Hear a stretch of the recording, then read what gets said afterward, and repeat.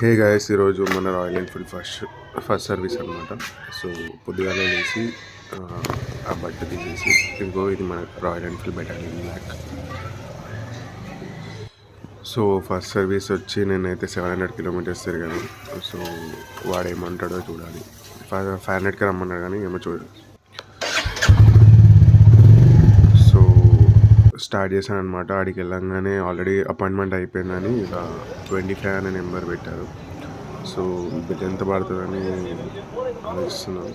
మా అయ్య అయితే చెక్ చేస్తాడు ఎక్కువైతే. సో అయిపోయింది. ఫొటోస్ తీసుకున్న కండిషన్ ఎలా ఉందని, ఏమైనా ప్రాబ్లమ్స్ ఉన్నాయని అడిగాడు.